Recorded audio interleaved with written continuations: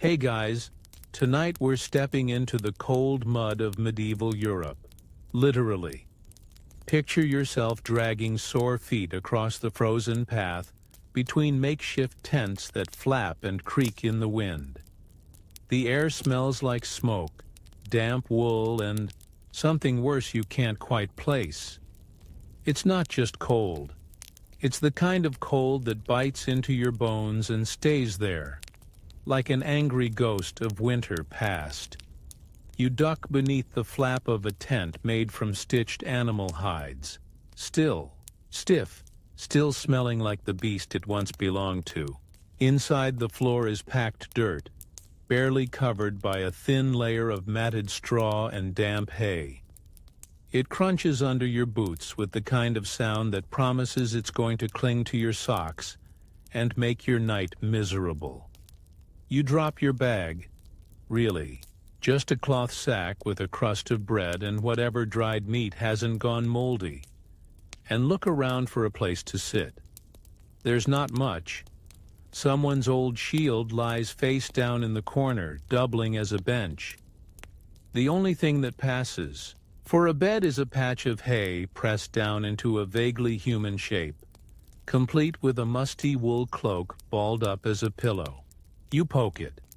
Still wet, so before you get comfortable, take a moment to like the video and subscribe, but only if you genuinely enjoy what I do here. And hey, comment below where and when you're listening. Is it snowing outside your window? Raining? Or just warm and cozy? I need to live vicariously through you. Now dim the lights, maybe turn on a fan for that soft background hum, and let's ease into tonight's journey together. You kneel onto the hay, trying not to think about the previous occupant, and wrap your cloak tighter. It's not doing much. The fabric's more wind-hole than wool. You think longingly of your blanket back home, but it may as well be in another century. Out here, even dreaming of goose feathers feels like luxury treason. It's your first night with the company of knights stationed near the border. The camp buzzed during the day. Training drills, shouting squires, a stew pot that smelled better than it tasted. But now, as darkness wraps around the camp like a second cloak, silence sets in, except for the occasional whinny from the stables and the low moan of wind against the tent's seams. You're not alone in your suffering.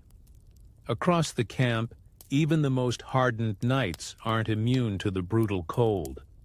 They shuffle around the fire pit in layers of tunics, cloaks, and whatever scraps they've tied around their legs. One guy, God bless his innovation, has wrapped parchment around his toes. It crinkles when he walks. Everyone pretends not to notice. The fire, once roaring, has dwindled to a few angry red coals. Wood is scarce. You don't waste it.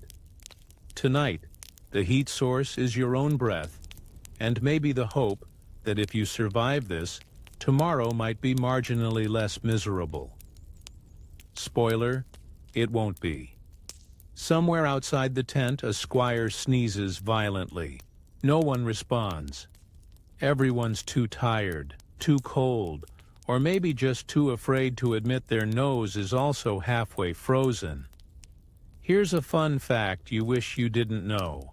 Some soldiers used to carry tiny stones under their armpits during the day, warmed by body heat, just to hold them in their palms at night. Medieval hand warmers. Not very effective, especially when your sweat turns to frost. But hey, it's something. You roll to your side.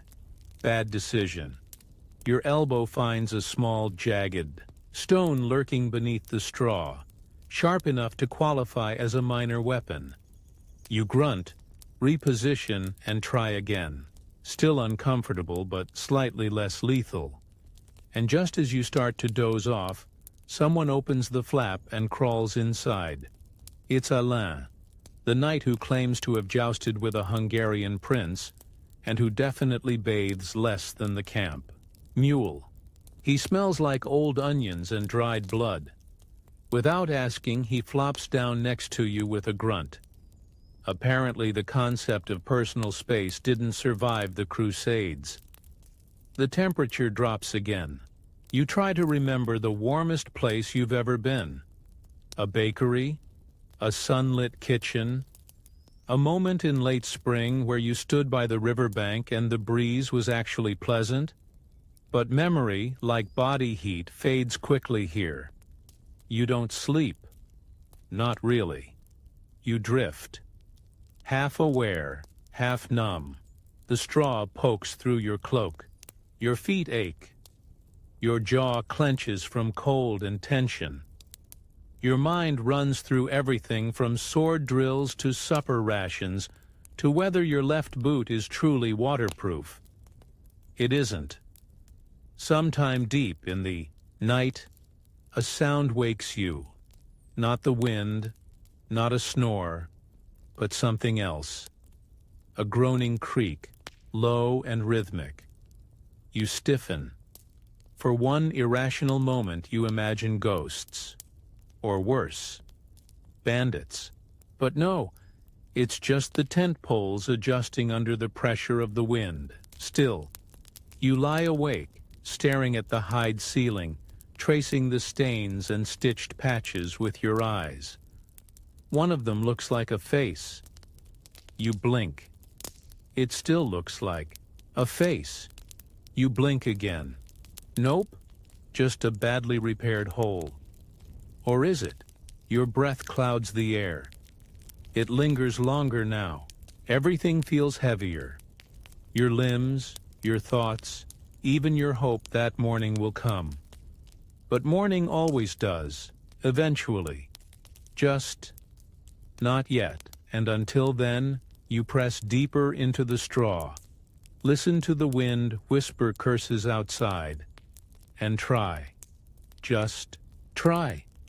Not to think about the damp slowly creeping up your back. You wake up with a sharp jolt, except you were never really asleep. Just suspended in that gray fog of awareness, where time becomes a loop of shivers and aches. Something's pressing on your ribs. It's not the straw. It's heavier, metallic. You reach down and realize you fell asleep on your breastplate. And you're not alone in that mistake. Across the camp, dozens of knights, squires, and footmen have chosen to do the unthinkable. Sleep with their armor on.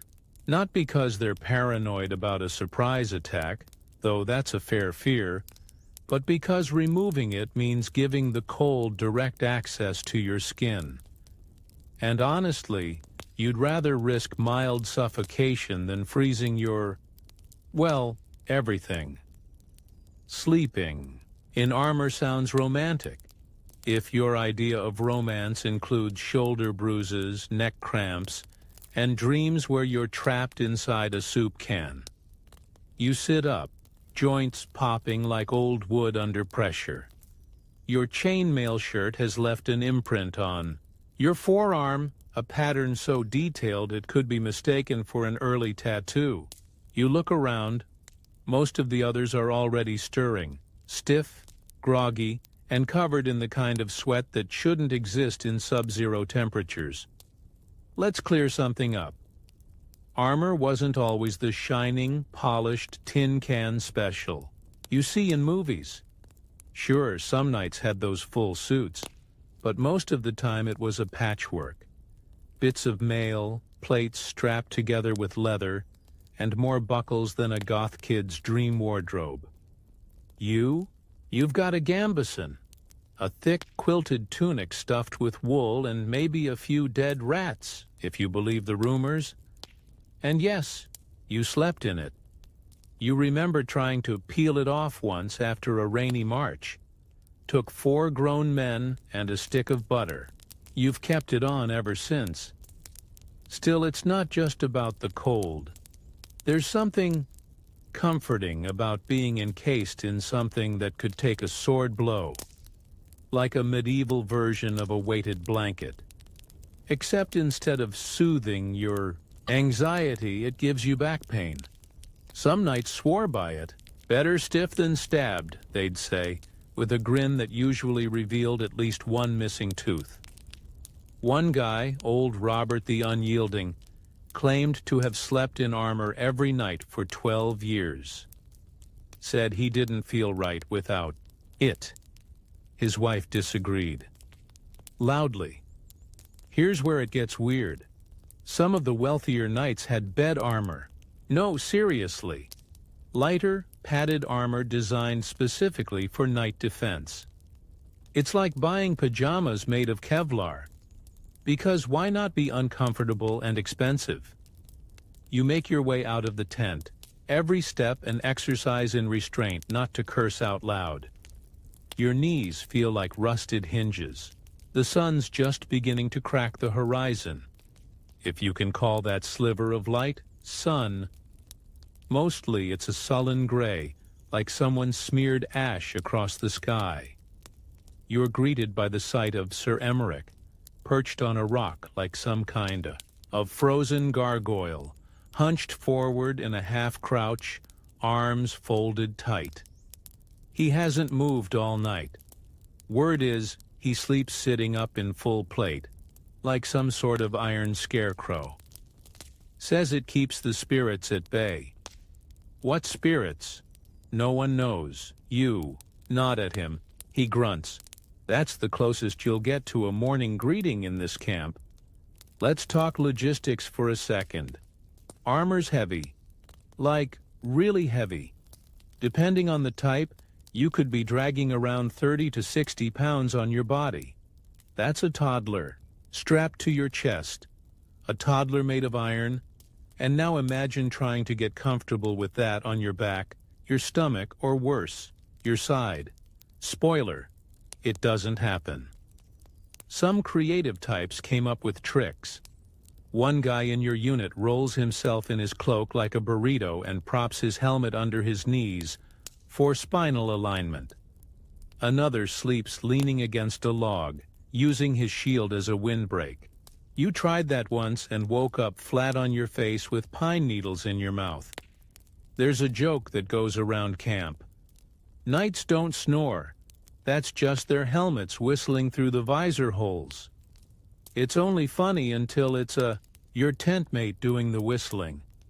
Last night you saw a guy sleeping with his gauntlet still on. Fingers curled around his sword hilt, just in case. That's not dedication. That's paranoia wrapped in steel. But can you blame him? There's always that lingering dread that tonight's the night something crawls out of the dark. Historically speaking, the fear wasn't misplaced. Raiding, bands, rival factions, even bored mercenaries could launch surprise attacks. The cold, that was constant. But violence? Violence was punctual, especially when everyone's exhausted, hungry, and half-frozen. And yet, despite all that, there's a kind of strange, brutal poetry to it. Armor clinks softly with each movement. Breath steams from your nose in little clouds. The camp wakes, in silence, like some massive rusted machine creaking back to life. You're all bent, stiff, groaning, but alive. Here's the weirdest part. Your body starts to adapt. After enough nights, the gambeson becomes a second skin. You stop noticing the itch, the smell, the crushing weight. You learn to sleep on your back, knees up, arms crossed like a corpse.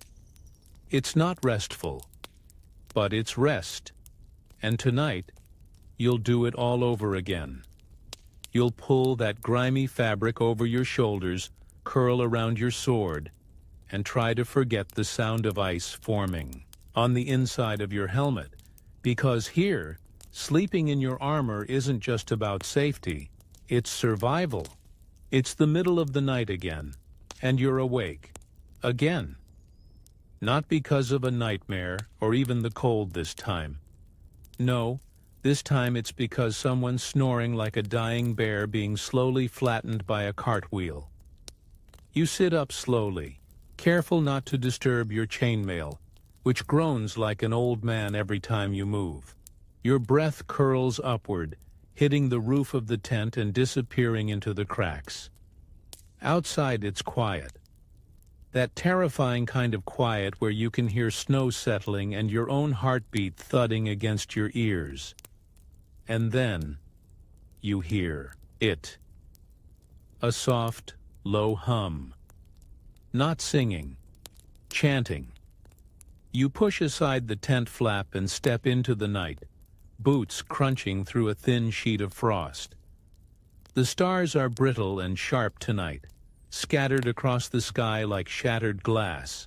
A few men are gathered near the edge of the camp, cloaks pulled tight, huddled together around a single candle. They're monks, or at least what passes for monks out here, followers of some half-forgotten order who travel with the army to offer blessings, bandages, and occasionally some watery ale that might cure stomach rot. One of them is reading softly in Latin, and the sound is oddly calming. This is the other half of medieval survival: prayer, ritual, and belief. You might be soaked, sore, and frostbitten, but someone always has a story about a saint who endured. Worse. And somehow that makes it okay. You kneel nearby, not out of piety necessarily, but because the candle's warmth is the most seductive thing you've seen all week. The wax has melted into strange shapes on the wooden plate, like a tiny fortress made of light and drips. Brother Anselm, the one with the eyebrows that look like winter moss, looks up at you and nods. "Cold night," he whispers. You respond, with the only appropriate word. "Colder than yesterday." He smiles. That means we're still alive. You want to laugh, but he's not wrong. Let's talk about warmth. Not fire warmth, but internal warmth. Medieval folks had all kinds of ways to trick the body into believing it wasn't freezing to death. Some would rub their limbs with animals' fat. Others believed that strong drink could ignite the fire within, though that usually just led to unconsciousness, followed by hypothermia. One knight swore by sleeping with a rock heated in the coals, wrapped in cloth and tucked against the chest like a newborn. He called it "the lady in my arms." Disturbing? Absolutely. Effective? Slightly. There was also the practice of stacking, where multiple men would sleep pressed together in a line, cloaks overlapping, body heat shared. Uncomfortable? Yes. But at 3 a.m., modesty gets overruled by frostbite. You tried it once. Found yourself nose to neck with a guy who hadn't bathed since Pentecost. You learned something important that night. Chivalry ends where BO begins. But back to the chanting. It's still going. A gentle rhythm that slows your heart and draws your attention away from the numbing ache in your toes. Anselm offers you a small cup, barely a thimble's worth, of some herbal concoction. It's hot. It burns your tongue and tastes like boiled bark, but you drink it anyway. Warming herbs, he says. Mint, sage, and something we found growing near the latrine. You pause mid-sip. He doesn't elaborate. You decide not to ask. But these are the little moments that keep you going. Not glory in battle or honor in court, but this, a whisper of warmth in the middle of a frozen field, with a monk who may or may not have poisoned you by accident. Did you know some knights believed carrying a bit of beeswax in their boot would ward off the chill? Others lined their helmets with rabbit fur. One poor soul stitched squirrel pelts inside his leggings. He was later attacked by dogs. History does not record whether he considered the trade-off worth it. Still, these aren't just quirky anecdotes, they're survival strategies. Because out here, it's not the sword that usually kills you. It's the cold. Slow, creeping, cruel. It waits. It watches. And when you let your guard down, just for a moment, it takes your fingers, your toes, your breath. So the rituals matter. The superstitions. The little tricks passed down from muddy boot to muddy boot. You lean back against a stump that creaks under your weight. Cloak wrapped tightly. Hands cupped over the last bit of warmth in the mug. The chanting fades, replaced by the soft rustle of wind moving through the pine nearby. And just beyond it, the distant sound of someone coughing. Deep, rattling, the kind of cough that has a future written all over it. Plague? You ask. Anselm shakes his head. No, just the usual. You don't ask what the usual means. You close your eyes for a moment, just one moment. The breeze brushes your cheek, not cruel this time, almost gentle. For now, when you open them again, the candles burned halfway down. The others are gone, back to whatever sliver of sleep they can find. Only Anselm remains, muttering prayers into the dark. You nod to him, stand, and shuffle back toward your tent. You're not warm, but you're warmed. And that, in the middle of a medieval night, is more than most can ask for. You dreamt of a hot bath. Not the kind with flower petals and scented oils. Just heat. Real, consuming heat that seeps into your bones and makes you forget your name for a minute. But then, like every dream out here, it slips away, and you wake. Up half covered in frost, your fingers numb and curled like bird claws. You don't remember falling asleep. You never really do. Sleep isn't a luxury. It's a fugitive you catch glimpses of between wind howls and armor creaks. And now, it's time to move. The camp is already stirring, not with chatter or clamor, but with the sluggish, resigned movements of men who know what's coming. Another march. Another day of dragging your frozen limbs across half-melted roads, through slush that could swallow a mule, under skies that drip gray like wet ash. Your knees crack as you stand. Congratulations, you're one day closer to being a walking reliquary. Today's lesson? Traveling in the cold, or more accurately, surviving it without turning into a meat popsicle. You trudge to the edge of the tree line where a group of knights are doing something that might generously be called stretching. Mostly it looks like a collection of broken puppets trying to shake snow off their joints. Sir Aldrich, who has the flexibility of a pine board, is attempting to tie his bootstraps. You watch as he nearly tips over, curses loudly, and then decides it's secure enough. It is not. The march begins like most things out here, with the sound of someone coughing into a mitten. Your boots squish with every step. The road, if it can even be called that, is a mush of melted snow, horse manure, and wheel grooves that have frozen and thawed so many times they resemble miniature ravines. You do your best not to twist an ankle, or lose a foot entirely. One poor fellow does just that. His boot comes off mid-step and sinks into the muck like a drowning frog. He reaches for it. Bad move. His glove follows. Now he's bootless and gloveless. A double amputee in the making. Fun fact, frostbite doesn't care about your social status. Knight or peasant, once your toes turn black, you're all equal in the eyes of the surgeon. And by surgeon, we of course mean the guy with the dirtiest knife and the fewest qualms. Let's talk clothing. No Gore-Tex, no fleece. What you've got is layers: wool, linen, and if you're lucky, fur. Not the glamorous kind. Think more roadkill chic than fashion week. Your undertunic is damp with sweat. That's the catch. March hard and you sweat. Sweat and it freezes. Freeze and well, you get the idea. A trick the old veterans use? Strip down for the march. No, really. They start in lighter layers, even in brutal cold, to avoid sweating. Then, when camp is set, they add warmth.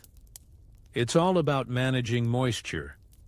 You tried that once, froze your butt off, and swore never again. But you have to admit, the ones who do it right, those lean, frost-kissed ghouls who look like walking scarecrows, they're always the last ones complaining. You reach a clearing just as the sun punches through the clouds. And by sun, we mean a pale disk the color of spoiled butter. But still, it's something. The captain calls a halt. Time for a quick meal. You sit on a half-frozen stump and pull out your ration. Dried meat, half a loaf of stale bread, and a chunk of cheese that might double as a blunt weapon. You gnaw thoughtfully, eyes scanning the tree line. You're not expecting an ambush, but only a fool stops expecting.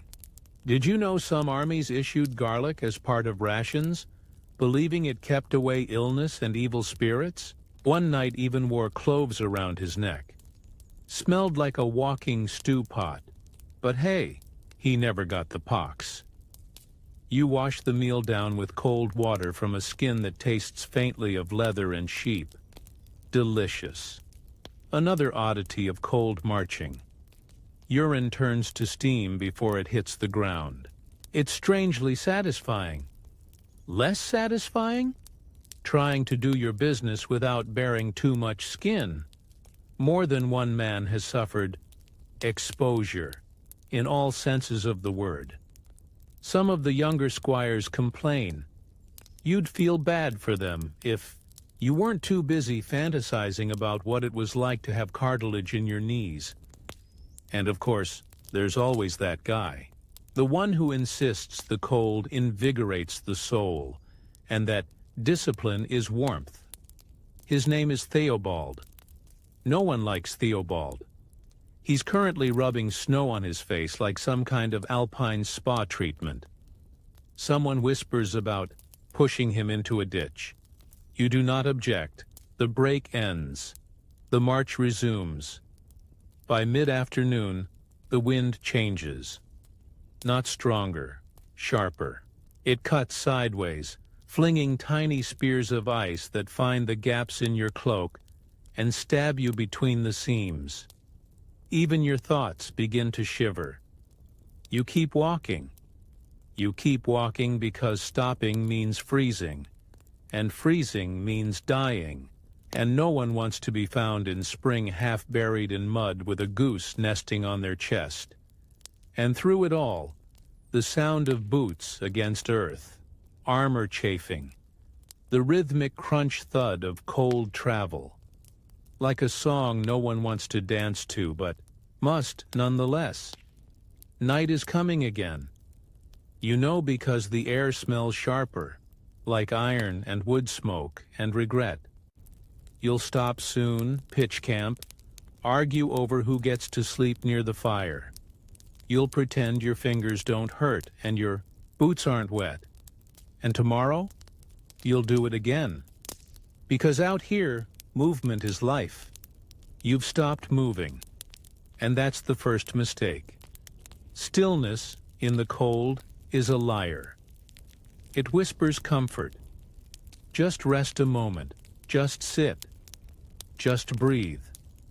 But underneath that softness is a blade, honed on inaction.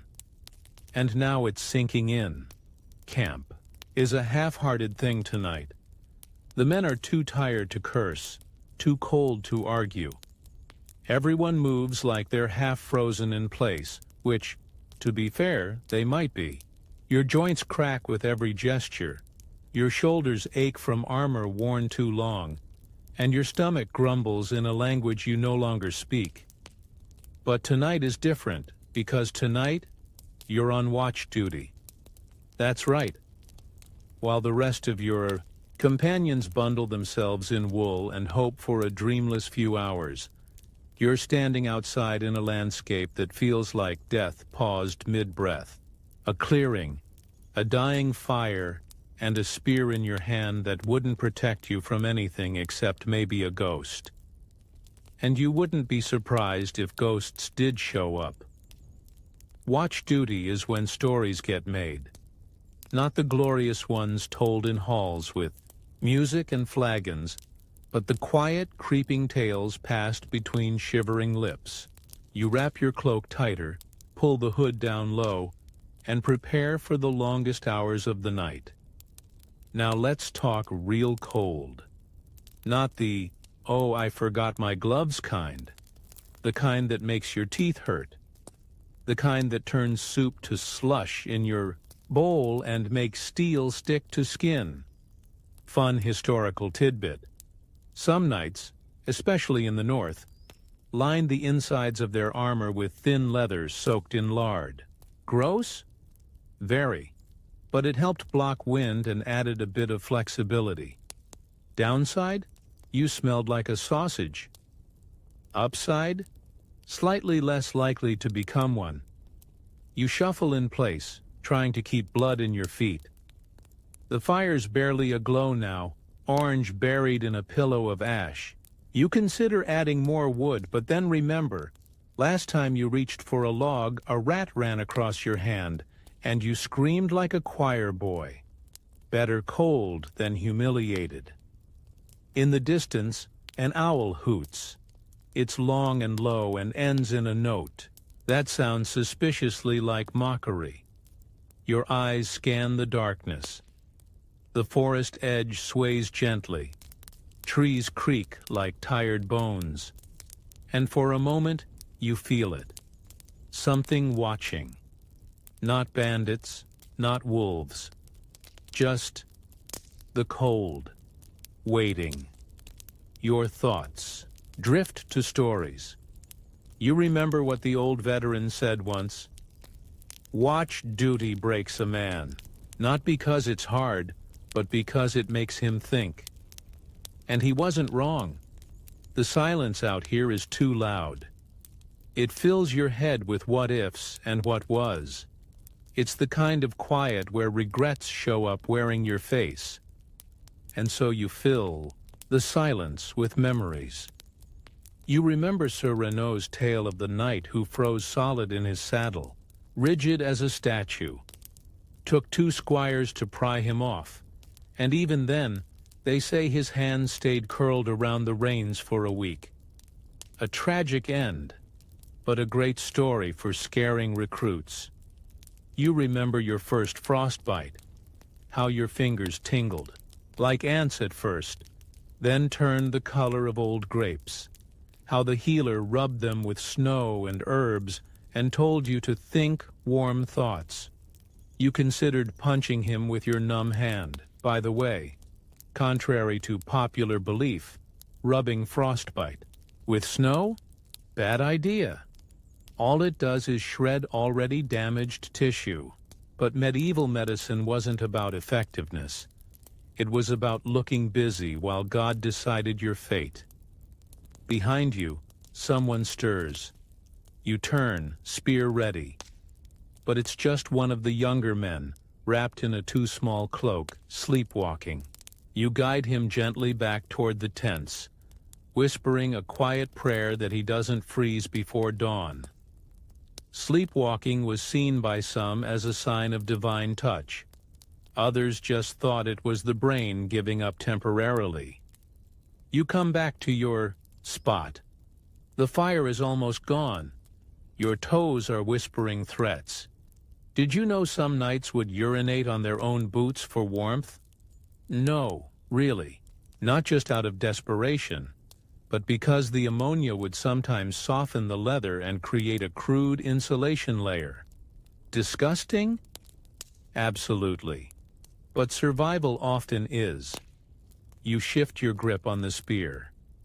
Your breath rises in thick clouds. You glance at the stars again, dim now, as if they've pulled a blanket over themselves. Cowards. The wind picks up again, and this time it's singing. Not a melody, but a drone, high, flat, endless.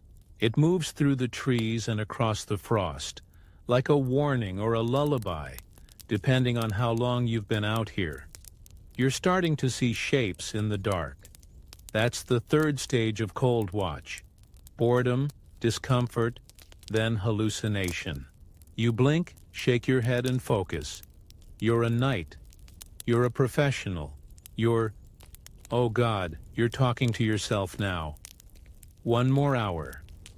That's what you keep telling yourself. Just 1 more hour.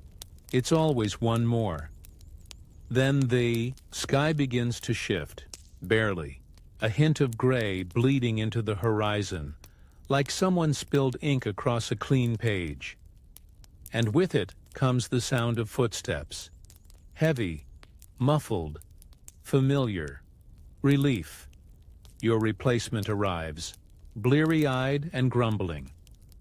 You nod, exchange a look that says, "Don't fall asleep or we all die," and pass off the spear like a scepter of suffering. You stumble back to your tent, or at least the sagging structure that used to be a tent. Inside, you bury yourself under everything you can find. Cloak, spare tunic, the itchy blanket that smells like cabbage. You survived the night. Again, but only just. Sleep doesn't really come. It never does. Not when your boots are still damp from yesterday and your dreams are made of freezing fog and phantom battle horns.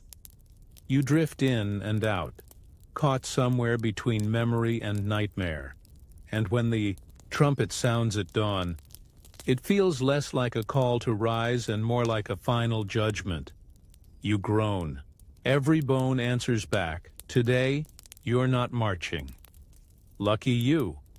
Today, you're repairing the camp. Specifically, the latrine trench. There are no medals for this. No songs sung about the brave soul who fought the wind, the stench and the absolute betrayal of gravity with nothing but a shovel and a prayer. But here you are. The morning fog clings low to the ground, curling around tents and boots like a bored ghost. Your breath comes in clouds, and somewhere nearby, a man sneezes so hard, it sounds like a war cry. You're handed a spade by a squire who looks way too pleased with himself. "Fresh spots due east," he says, as if he's sending you off to a picnic and not a rendezvous with human misery. And so off you go, shovel in hand, boots squelching, cloak flapping behind you like a cape of shame. You find the old trench easily. Enough. You know, because of the smell, cold doesn't mute it. It preserves it, intensifies it, even. The latrine is frozen over in places, a crust of ice shimmering atop what you deeply wish were just mud. You sigh, grip the shovel, and begin. If you're wondering whether medieval knights actually had to do this kind of work, the answer is sometimes, especially when camped for long periods, when the usual support staff were dead, drunk, or missing. And trust me, after a few weeks on campaign, no one's above the muck. While you dig, you hear snatches of conversation from the tents. Talk of home, talk of rations, talk of the mysterious disappearance of Sir Etienne's woolen underclothes. The prime suspect is a dog, though some suspect Sir Etienne himself, in a sleep-deprived fugue. Then there's the story of the knight who got dysentery so bad, He rode backwards on his horse to stay near the latrine pit during battle. Historians still debate whether that actually happened, or whether it was just an early attempt at slapstick war poetry. You pause to catch your breath, hands red and raw. It's not just cold, it's personal. The wind has decided your nose is the enemy, and keeps trying to enter your brain via your nostrils. You sniff hard once, regret it immediately. Some clever types try to avoid latrine duty by claiming noble lineage. My blood is too blue for this, they say. But out here no one cares. The ground is equal to all, especially when it's soaking, wet and smells like a cursed stew. And then, blessedly, you finish. You smooth the earth like a baker icing a cake, which is a comparison you immediately regret. You mark the new trench, toss your shovel aside like a warhammer, and march back toward the warmth of camp, such as it is. But before you can relax, there's a commotion near the cooking tent. You approach, curious, and find a small crowd gathered. In the center, Sir Guillaume is proudly displaying a turnip.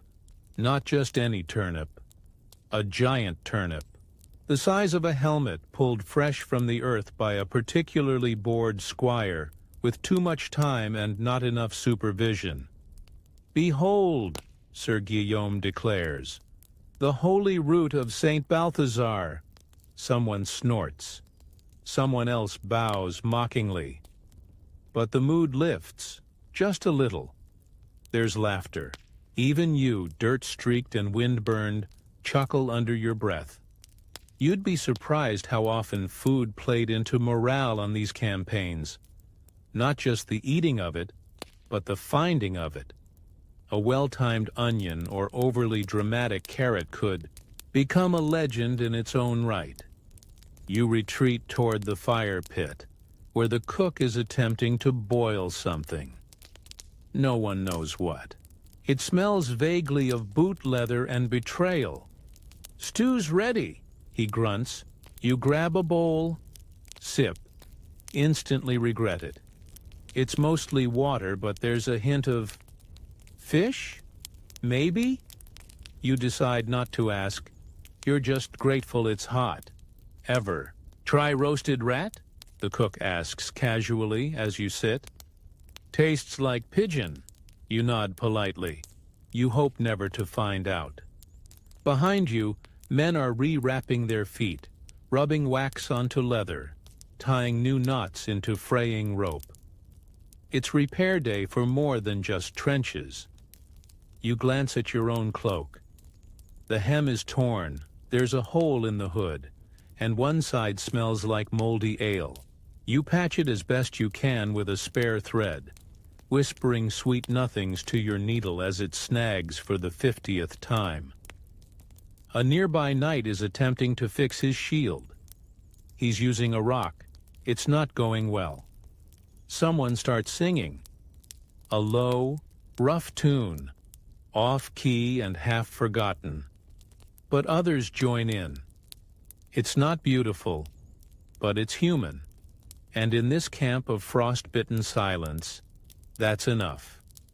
Then, just as you're beginning to feel warmth sneak into your toes again, someone yells. Everyone stops. The captain is pointing east, toward the tree line. Shapes moving. Riders, maybe. Or scouts. "Gear up!" comes the cry. Just like that, the comfort shatters. Spoons drop. Cloaks fly. Steel is strapped on cold limbs and bows are snatched from tent poles. You sigh. Back on your feet. Back into the armor that never quite fits. Back into boots that smell like shame. You grab your sword. And just like that, trench duty is over. Time to be a knight again. The enemy doesn't charge. They wait. And that's worse. Because waiting in winter is a test of everything. Not just your training or your weapon, but your sanity. Your ability to hold still when every part of you wants to shiver, to pace, to scream. The shapes in the trees, whoever they are, don't move. They might be scouts. They might be lost travelers. They might be wolves in borrowed armor. No one's sure. But your captain, ever the optimist, assumes the worst. Naturally. So now you're standing in formation, half-armored, trying not to sneeze, watching the horizon like it owes you money. The ground crunches beneath your boots. Ice-laced mud that grabs at your soles and tries to hold you down. You grip your sword tighter, not because you're ready, but because your fingers are too numb to trust. No one talks. Even the jokers are quiet now. You hear nothing but breathing. The kind of heavy, controlled breath that says, if we die standing. Someone behind you mutters a prayer to Saint Maurice, patron of warriors. Someone else farts quietly. Balance, as always, is maintained. The captain paces. His armor clinks, a rhythm that keeps the whole unit tethered to reality. He stops near. You squints at the tree line, then mutters, "They're testing us." You want to ask how he knows, but you don't, because deep down, you agree. This is classic psychological warfare. Medieval skirmishes didn't always begin with a charge. Sometimes they began like this: hours of tension, waiting for someone to blink, someone to move. Whole battles were won because one side simply stood longer. And you're standing. Sort of. Your left foot is definitely asleep, and your right hand's starting to cramp, but you're still upright. That counts. Then, finally, a signal, a horn, blast sharp and low. Everyone flinches. The tree line ripples.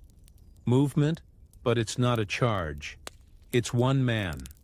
A single rider wrapped in gray furs, guiding a mottled horse through the snow like he's out for a stroll. He doesn't speak. Just stops 50 yards away and raises a black banner. No emblem. No color. Just cloth, flapping like a warning. "Messenger," someone says. "You're not so sure." The captain steps forward, flanked by two of your best men. He calls out in Latin, the universal tongue of diplomacy, or at least a vaguely threatening shouting. The rider doesn't respond, just turns his horse, rides away, nothing follows, and that's what makes it worse. Back at camp, the theories bloom like frostbite. They're probing us. It's a warning. They've got better cloaks and want to rub it in. You sip stale wine from a wooden cup, trying to uncoil the knot in your chest. You don't fear battle. Not really. But the pause between threats? That's the part that erodes a man. Your tent is a sad thing now, partially collapsed, missing. A corner smelling faintly of despair and boiled roots. You duck inside and collapse on your bedroll. Outside, someone's arguing about whether it's okay to eat a dead horse if it's been frozen long enough. The consensus? Only if you don't tell anyone. And then, just as you're drifting off, there's a memory. A story from training. Your master-at-arms, a bear of a man named Father Yvain, used to talk about the ice duel, a legendary standoff on a frozen river between two knights who had once been brothers. The river creaked beneath them. The snow muted their breath. They circled for hours, blades never clashing. Neither struck.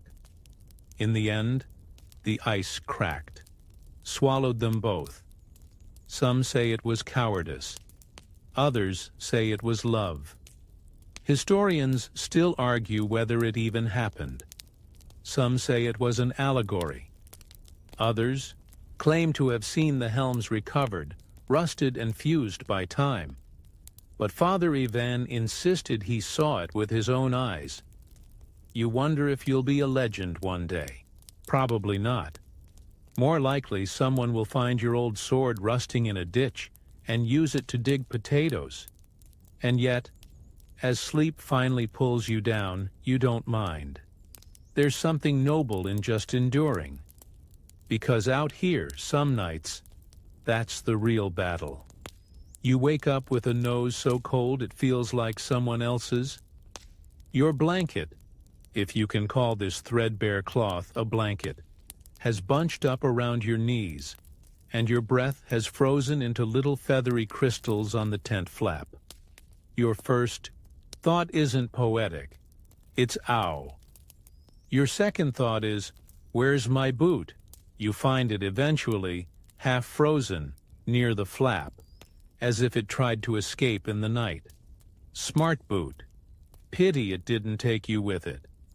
Outside, the camp is a painting in gray and ash. The sky's that lifeless morning white that never brightens. The fire is smoke and memory. Your breath puffs like a sad little dragon's. And breakfast? Breakfast is a crust of something hard enough to qualify as a weapon, and thin soup that tastes like regret. Today, you're not fighting. You're training, which means sparring drills, target practice, and pretending you care about form while your toes try to commit mutiny. You report to the practice field, a trampled square of icy mud between the cook fire and the supply cart. Your opponent? A red-faced knight named Sir Baldwin, who grins like he knows something you don't. He probably does. Like how to not get hit in the head with a wooden sword. You circle each other, blades up, trying not to slip. Baldwin lunges. You parry. He smacks you on the thigh anyway. The cold makes every blow ring louder. It's like being slapped by a frozen fish wearing chainmail.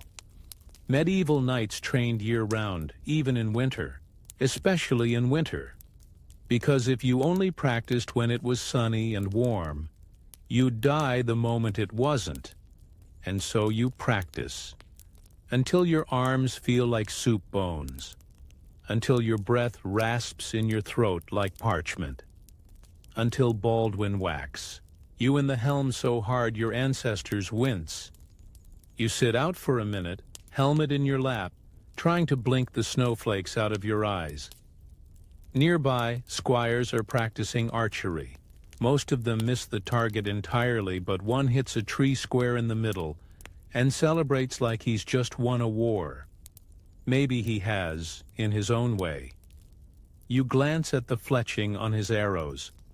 They're wrapped in waxed cloth, an old trick to keep the wood from splitting in the cold. You'd forgotten that. Useful tip. You're reminded of another story, this one about a knight in Lombardy who trained blindfolded all winter, claiming it would make him invincible in fog. He lost his first duel. Historians debate whether he tripped or was just really, really bad. As the sun stumbles higher, well, grayer, your captain orders a weapons check. You gather with the others, laying out swords, spears, maces. The blacksmith, an old woman named Maud with arms like tree trunks, inspects each one with the focus of a priest and the vocabulary of a tavern brawler. She lifts your sword, squints, and mutters, "Still got some fight in it." You nod solemnly, as if she's talking about you. Later, in a rare burst of mercy, the captain orders a rest hour. You slump by the fire pit, boots steaming, and stare at the sky like it might apologize. A boy, barely 13, sidles up beside you. He's new, still bright-eyed, still convinced the war will make him a hero. He asks if it's true that some knights trained by swimming in half-frozen rivers. You almost laugh. But instead you say, "Yeah, some did." You don't tell him that most of those knights caught fevers and died before they ever swung a sword. Let him keep that fire a bit longer. You watch him walk away, humming to himself, and it stirs something, soft and aching. You were like him. Once, maybe that's why the cold doesn't win. Not completely. Not yet, because for all the ice and blisters and awful soup, there's still a little ember inside you, a stubborn bit of warmth that refuses to go out. And as you sharpen your blade that night, hands raw, breath fogging the steel, you realize something. This winter won't be the death of you. Not if you keep moving. Not if you keep laughing, even when your teeth chatter mid-joke. Not if you remember what Father Yvonne used to say, "Pain sharpens you, cold teaches you." And hunger? Hunger keeps you faster than the man who's full. So you nod once to the sword, to the fire, to the sky, and you sleep, that stubborn ember pulsing in your chest. Your dreams take place in a feast hall that never existed. Warm light, golden bread, roast birds the size of dogs, a harp in the corner playing itself. You wake up chewing on your own tongue. It is, predictably, snowing again. Not the romantic kind. This is snow with attitude. Thick, wet, clinging flakes that slap your face like disappointed ancestors. Your tent sags in the middle, bulging with slush. You punch it from underneath, and it groans like an old man asked to dance. Outside, the mood is what you'd call barely civil. The latrine pit has frozen over, creating a new logistical nightmare no one wants to claim responsibility for. Someone slipped and sprained an ego. Someone else is swearing at a chicken. The usual.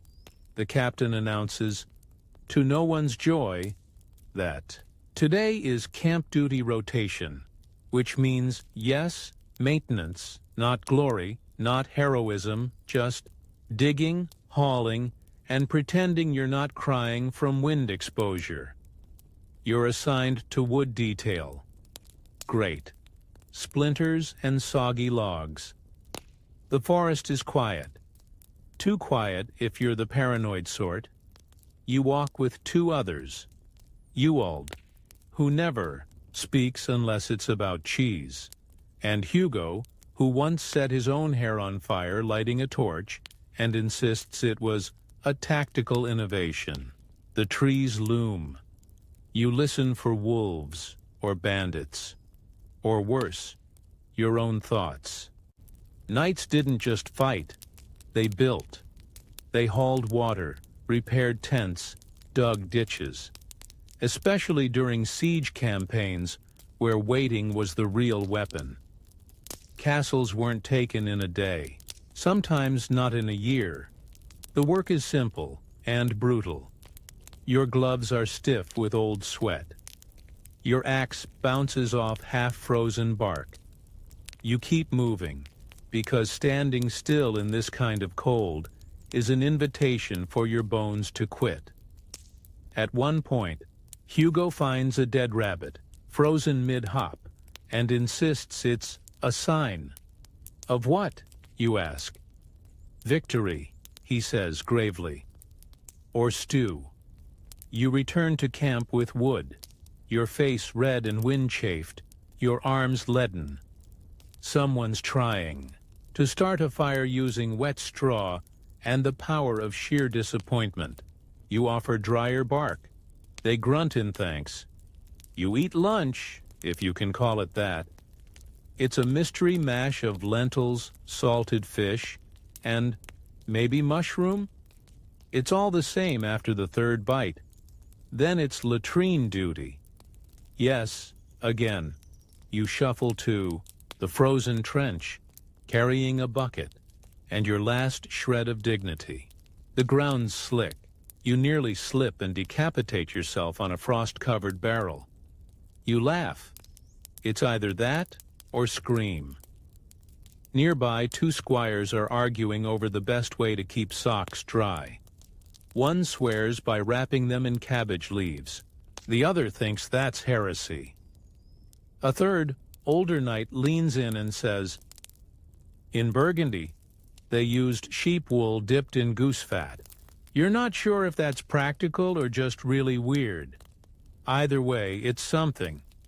And then, as you're hauling waste away like a noble sewer guardian, you spot it, smoke.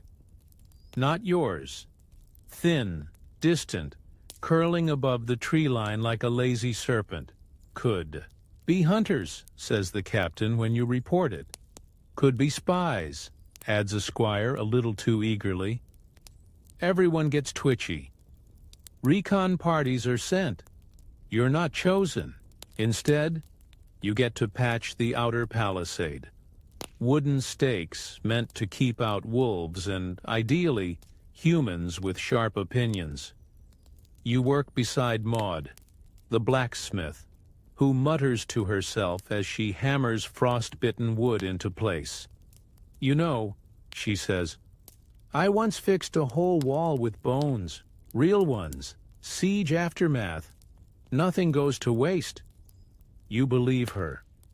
Then she adds, "Though I wouldn't recommend it. Makes the dogs act funny." The day drags on. Snow becomes sleet.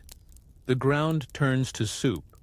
And just when your fingers forget they were once part of a living person, word comes back. The smoke? It's from an abandoned monastery, 2 hills east, pillaged weeks ago. Burned in parts, but someone's been using it recently. Tracks in the snow. Too small for a raiding party, too many for a traveler. Bandits, someone says. Or deserters. You know what's coming. A mission. A nighttime approach. Because nothing says great medieval life choices like sneaking through dark woods in wet armor to confront strangers with swords. But that's not tonight. Tonight, you rest. Sort of. Your bedroll smells faintly of damp wool and your own armpits. The campfire hisses like it knows something. You stare at the dark canvas above you and try not to count the holes. Before sleep pulls you under, you remember a tale, an old one, of a knight who once marched an entire army through a winter storm by forcing them to sing. They sang until their voices cracked. They sang until their teeth froze. And yet they kept marching. Historians argue whether the story is real. Some say it was a metaphor. Others point to old military songs written in odd rhythms, maybe to match trudging footsteps. But one verse remains, even now. Through snow and sting we still shall swing. Our blades, our breath, our boots that cling. You hum it, barely audible as your eyes drift shut. The cold waits. So do you. The moon hangs heavy, bruised and yellow, as if it too regrets being awake. You've been walking for over an hour, boots squelching in half-frozen slush, every sound amplified by the sharp air. Branches creak like bones. Your breath floats ahead, of you like a ghost. The monastery appears slowly, first as a silhouette, then a ruin. Its western wall has collapsed inward, and the old bell tower leans precariously, as if deep in thought. The place smells of wet stone, rotted parchment, and something newer, charcoal and meat. You pause behind a thicket, squinting. There's a flicker inside. Firelight. You turn to Hugo, who has somehow smeared ash on his cheeks like war paint. He nods solemnly. He's probably imagining glory. Or stew again. The captain signals. 2 knights take the left, 2 more circle right. You and Hugo move forward, swords out, steps slow. The doors groan open with a sound like a dying ox. Inside, shadows, cracked pillars, burned tapestries. A shrine, mostly intact, featuring a saint, so stern she might smite you for breathing wrong. And, yes, movement. You freeze.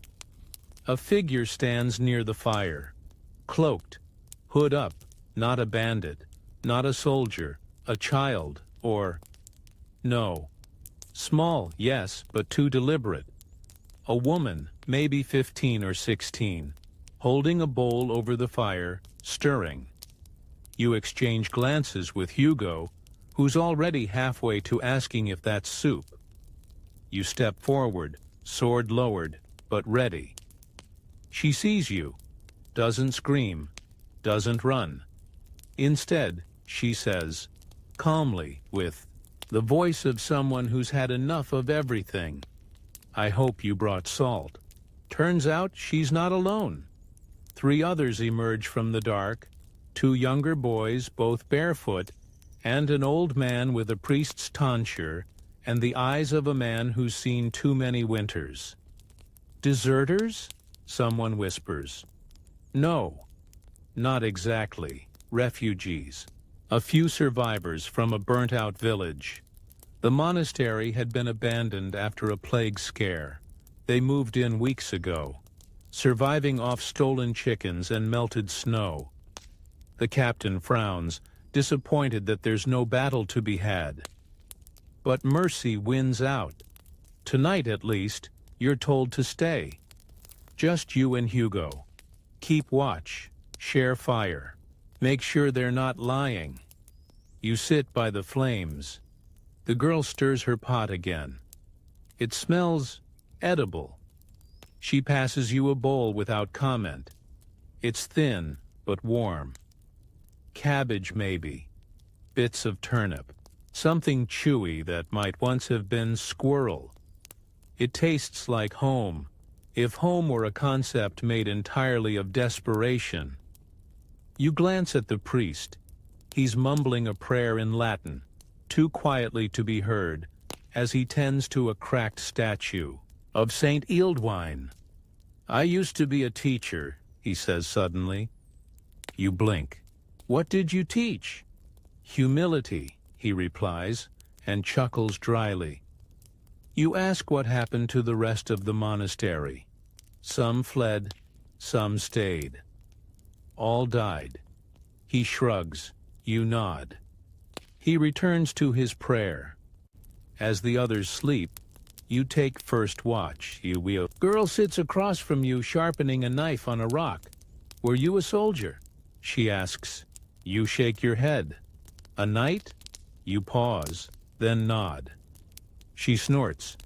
"You don't look like one." You smile. "I don't feel like one either." She asks if you believe in saints. You say you believe in hot food and dry socks. She laughs. Just once, then returns to her blade.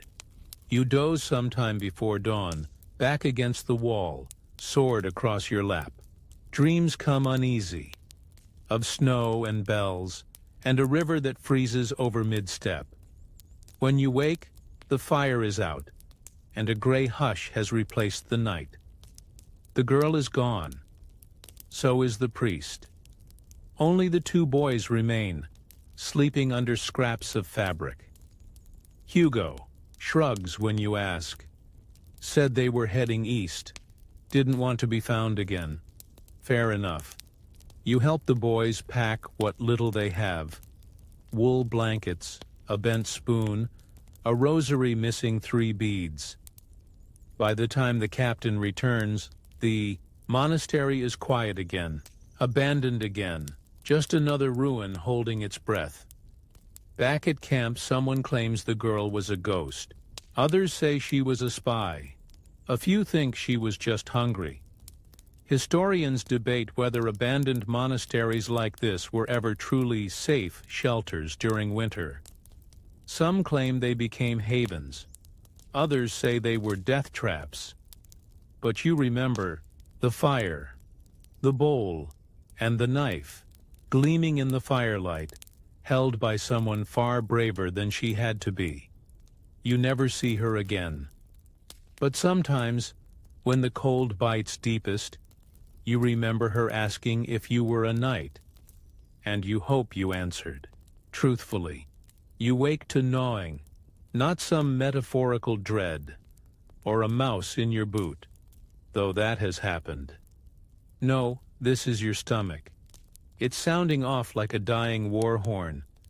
You haven't eaten properly and you've lost count. Rations are low again. The salted pork? Gone. Lentils? Molded? Hardtack? Still around, but trying to bite through one is a dental risk few are willing to take. A squire lost a molar last week and held a quiet funeral for it. It's time for a hunt. You, Hugo, and 2 others are sent into the woods, half for food, half for morale. The forest isn't welcoming. It never is. It broods. The kind of brooding that suggests it would happily consume your soul in exchange for a half-decent meal. There are tracks, though. Deer, maybe. Or boar. You press on. Hunger in the medieval world wasn't poetic. It wasn't slow and noble. It was cruel, fast, blinding. Knights may have dined in grandeur between battles, but in campaign season, dinner was often whatever didn't. Run away fast enough.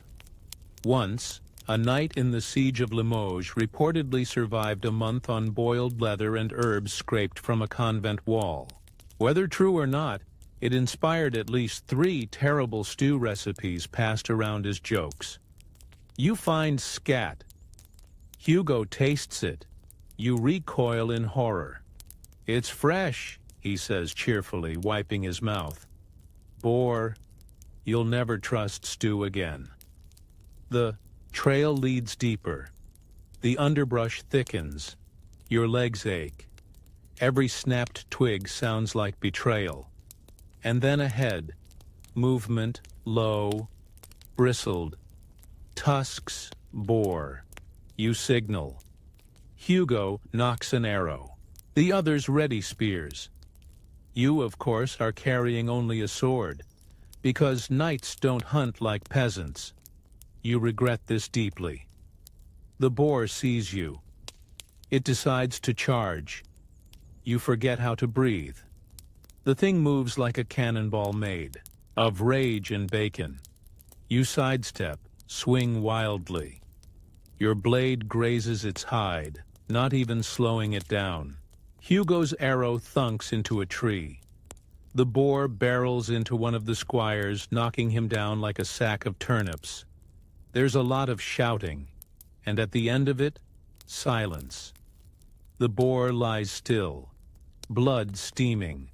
One spear stuck through its side, everyone.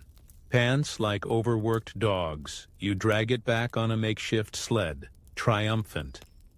Heroes not of battle, but of the belly. At camp, the cook nearly weeps. That night, the smell is intoxicating. Smoke, fat, meat. You eat slowly, reverently. It's tough, but glorious. Even the hardtack seems tolerable dipped in the grease.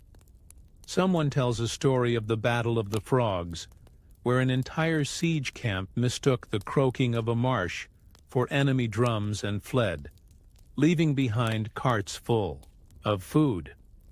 Should have stayed, someone mutters, licking their fingers. Later, around the fire, you stare at the flames. You think about hunger, not just the stomach kind. The other hunger, for warmth, for a kind face, for something that feels like home. The fire pops. Sparks dance into the dark. The captain walks by and drops a blanket on your shoulders without a word. That's as close as praise gets out here. You pull it tight and think of stories you heard as a child. of knights who fasted in the woods to see visions, of saints who survived on sunlight and prayer, of mad kings who believed their bodies were made of glass and refused to eat for fear of cracking. Historians still argue about whether some of these were metaphors, illnesses, or propaganda. One chronicler swore a French knight lived an entire winter on boiled moss and snow. Another suggests he simply lied to seem more pious. You look up at the stars. They don't care. But they're still there. A constant, even when nothing else is. Someone begins humming, a low tune, wordless, familiar. You join in. Others follow. It's not a feast. It's not safety, but it's enough. For now, there's a fire on the horizon. Real fire this time. Not the cozy kind that crackles in a hearth or warms frozen fingers. This one churns black smoke into the sky like a signal to the gods. You're ordered to move at first light. Word spreads. A manor has been raided. Who did it? Bandits? Rebels? The other side, no one knows. Or rather, no one agrees. Everyone's got a theory, all of them involving someone worse than the last. By mid-morning, your troop crests a hill and the manor comes into view. What's left of it? Stone. Walls scorched. Wooden beams collapsed inward. The thatch roof now a scattered funeral across the snow. And the silence. That's the worst part. You step over a broken gate. Charred beams creak beneath your boots. The smell is thick. Burnt flour, roasted flesh, horsehair. Someone retches. Inside the great hall, there's nothing left to save. But someone lived here. Once. You see it in the ashes. A broken doll half melted near a hearth. The outline of a tapestry now just threads of soot clinging to the stone. And in a far corner, 3 figures. 2 adults, 1 child, huddled. Now fused together by heat and grief. Hugo closes the child's eyes. No one says a prayer. There's a sense that it's too late for that. Or maybe too early. You set up camp outside the wreckage, not for rest, but for duty. The captain wants someone to investigate. That someone, of course, is you.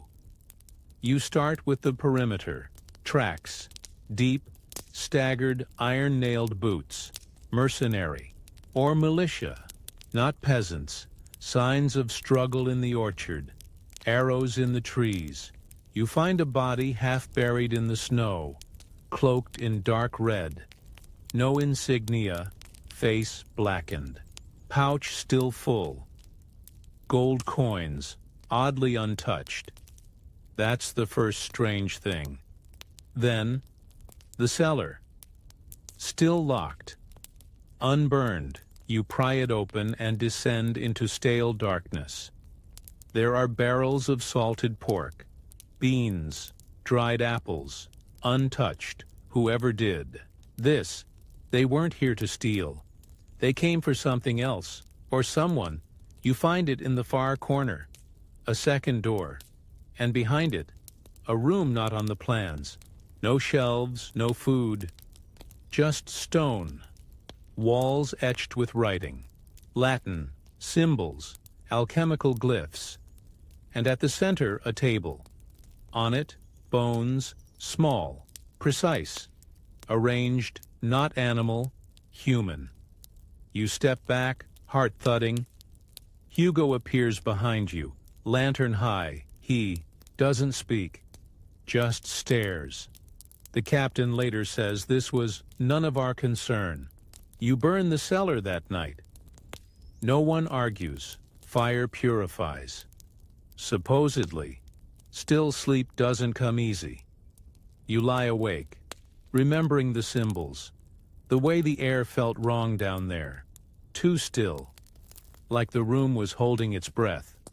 There were rumors, even back then, of nobles dabbling in old knowledge, trying to cheat death, summon power, bind the frost spirits to their land so the harvests never failed.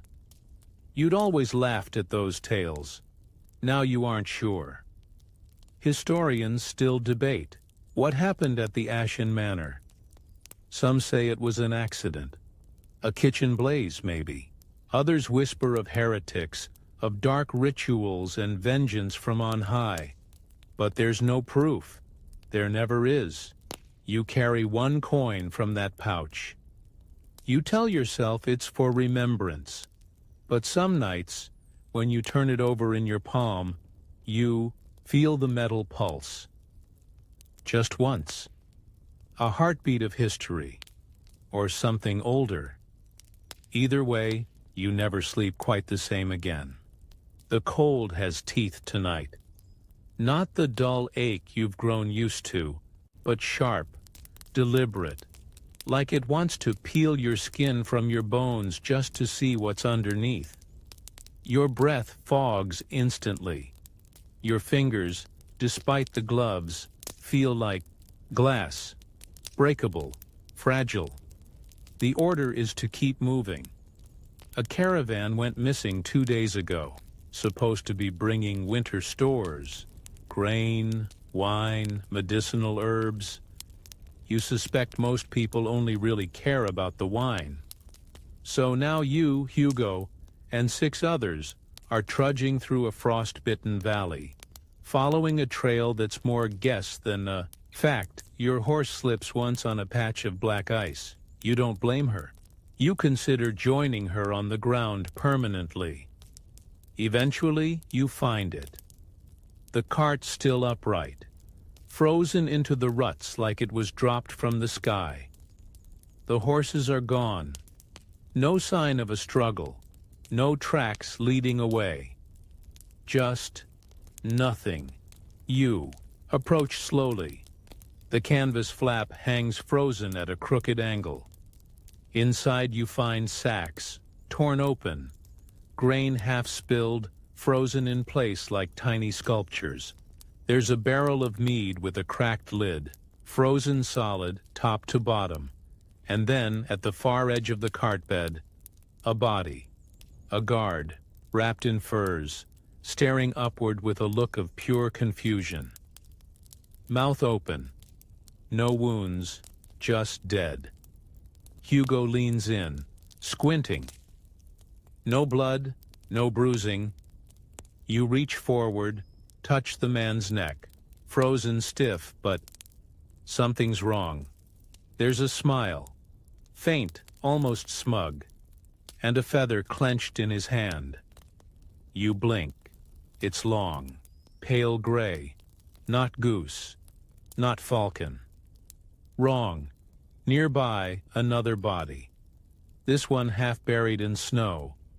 A driver, maybe. Same look, same feather. You stand slowly. The air feels too still again. Hugo whispers, "We shouldn't be here." You agree, loudly. The party agrees as well. You mark the location, take what you can, and leave. Fast, back at camp, you report what you saw. The captain listens, then shrugs.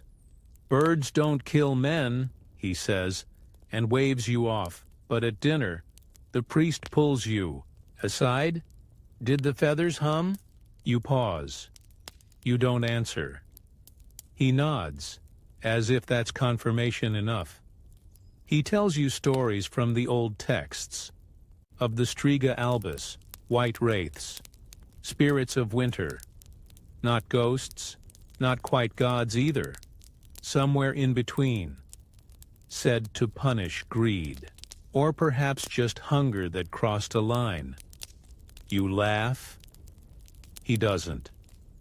Later in the night, you check your pouch. One of the feathers made its way into your satchel. You don't remember picking it up. It's cold to the touch, but not wet. It doesn't melt. It doesn't bend, you throw it into the fire. It burns blue. No smoke, no sound, just blue. Historians don't agree on the lost caravan of Valis Dower. Some say it was frostbite and panic. Others say wild animals. One obscure manuscript claims the caravan was taken as tribute to something ancient, buried beneath the snow. The feather, you never mention it, not again. But that night, you dream of wings, and the sound they make, not flapping, not rustling, like silk being torn by frost. Your boots crunch through snow that wasn't there yesterday. It fell fast, heavy, like the sky was trying to smother the world into silence. And in some ways it succeeded. Every sound now muffled, hushed. The world blanketed in cold softness that somehow feels more threatening than comforting. You're marching again. North, always north. You've stopped asking why. The captain gives orders. The priests bless them. And you? You just walk. But something feels off today. More than usual. The forest thins, revealing an open field. A strange thing this far into the wooded hills. Flat. Unnaturally so. And in the center, a circle of stones, tall, weathered. Older than the kingdom. You don't want to approach, but of course that's the order, so you do.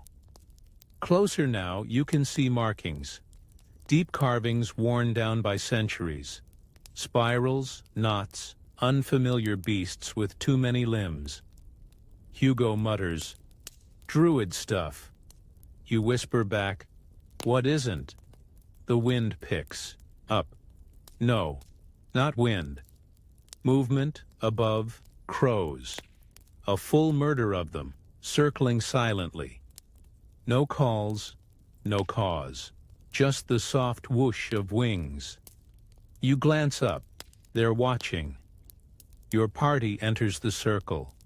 The air changes. Sharper. Colder.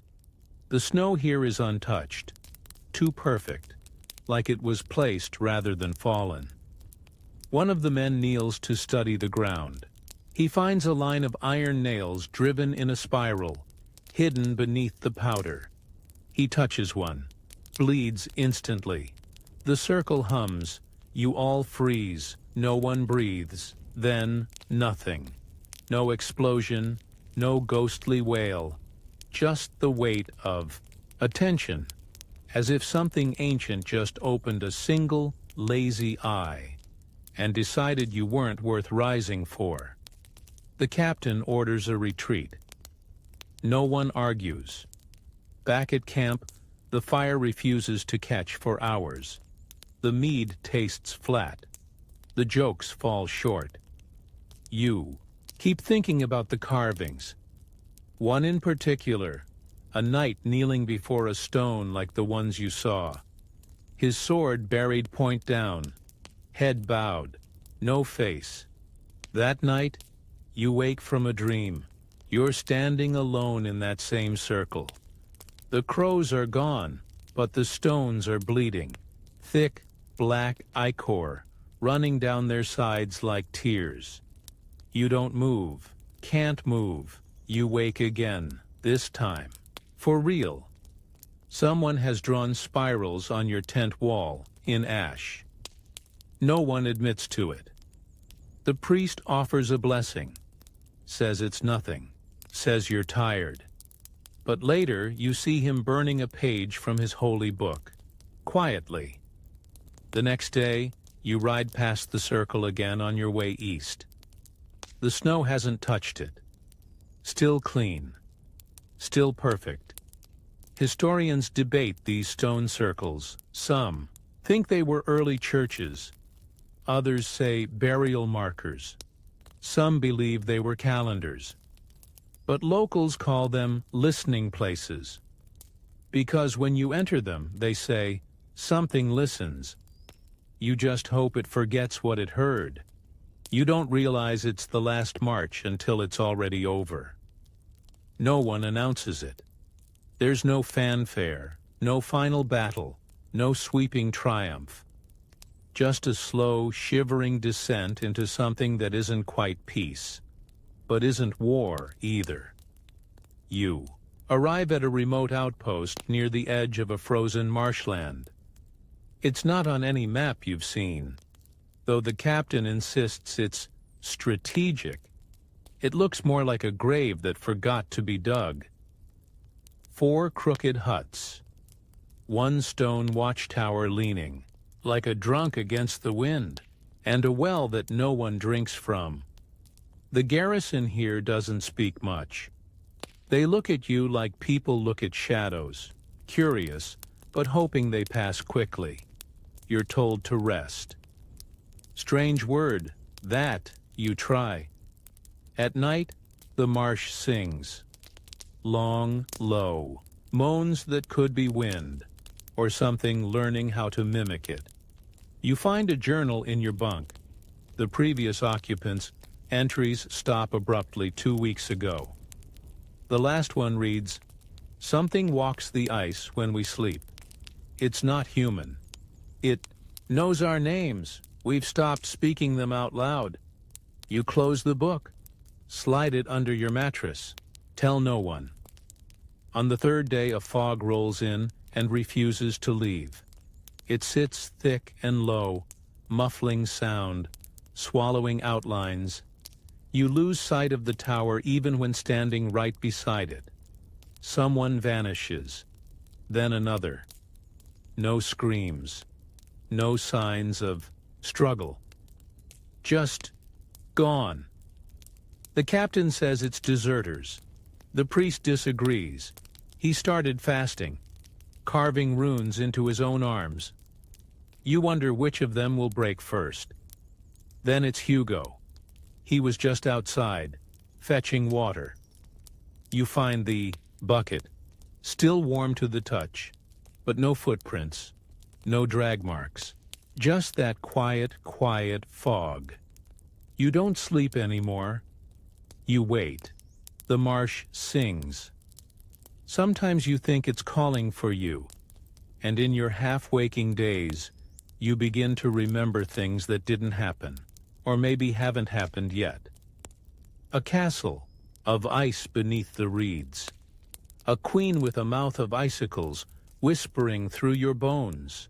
Your name spoken backwards, and always the cold.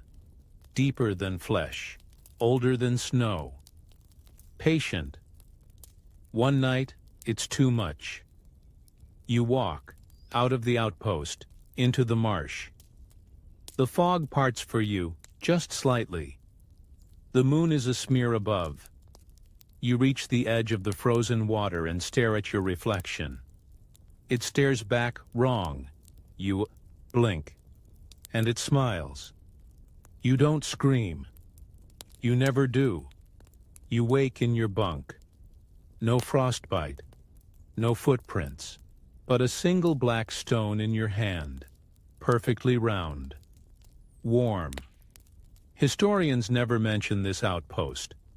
Officially, it doesn't exist, but the land remembers. It always does. And when spring comes, the thaw reveals only 3 things. A broken sword, a book half buried in peat, full of names no one recognizes, and a circle of stones, newly risen from the mud. The cold lifts from your skin. The fog softens into wool. The journey fades into memory. You're back in your bed, or maybe you never left. What matters is this: you've survived the night, just as those old knights did, not with steel, but with silence, endurance, a little fear, and a lot of stubbornness. Thy fire has burned low. The last page turns itself, so take one last breath, slow, and full of everything you've seen. Then let it go. Nothing follows you now, only dreams.